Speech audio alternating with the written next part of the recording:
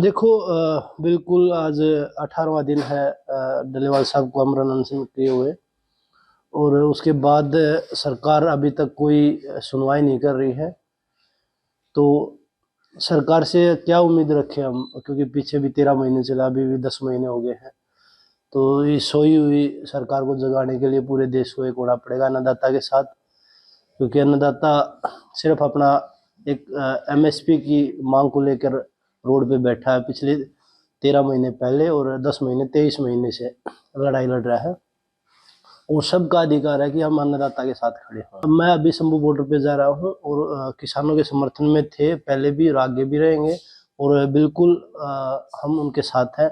जो उनका, क्योंकि उन्होंने एक पैनल बनाया कि 101 आदमी ही हम आगे भेजेंगे दिल्ली के लिए।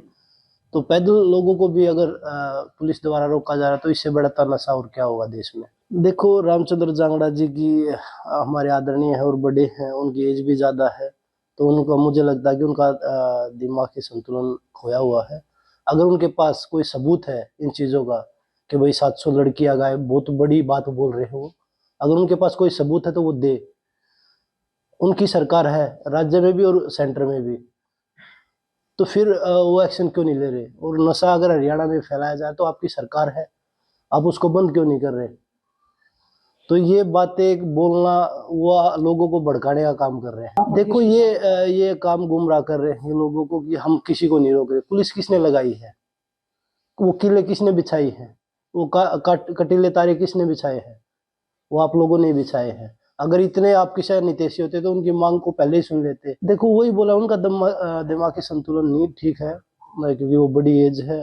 और मुझे लगता है कि उनकी बातों पे किसानों को ध्यान नहीं देना चाहिए, किसी को भी ध्यान नहीं देना चाहिए। उनको कोई मतलब, मुझे नहीं लगता उनके पास कोई जमीर है। अगर जमीर होता तो वो ऐसी बात बोलते ही नहीं। ये मुद्दा सिर्फ एक पंजाब के किसान का या हरियाणा के किसान का नहीं है, ये मुद्दा पूरे देश के किसान का है। और अगर हरियाणा में एमएसपी दी जा रही थी, अभी जो पीछे अभी जीरी का जो सीजन चल रहा था, उसमें किसानों को कितनी आपने एमएसपी दी, वो एक बार बता दीजिए।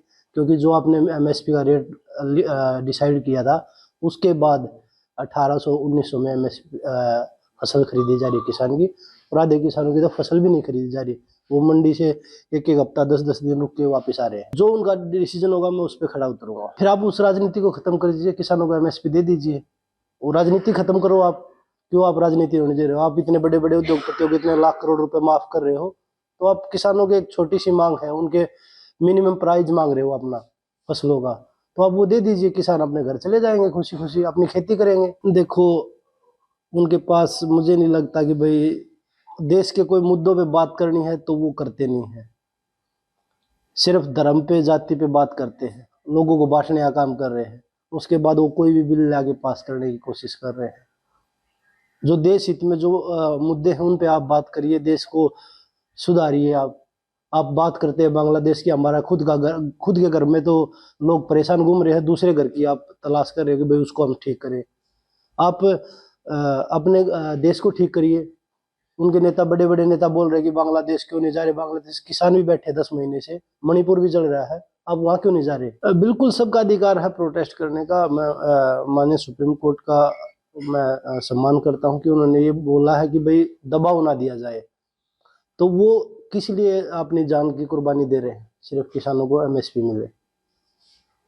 सरकार का कोई बड़ा नेता देगा ऐसी कुर्बानी कि भाई मेरे किसानों को हक मिले। वो सिर्फ बातें करते हैं लोगों को बरगलाने की, बहकाने की कि भाई हम एमएसपी खरीद रहे हैं। किसानों के ऊपर ये आरोप लगा रहे हैं कि 700 लड़कियां गायब होगी, कसाई हैं वो। तो ये सिर्फ लोगों को भड़काने का, दंगा करवाने का काम कर रहे हैं। फिर नाम लेंगे कि किसान, ये लोग किसान कर रहे हैं इसकी आड़ में।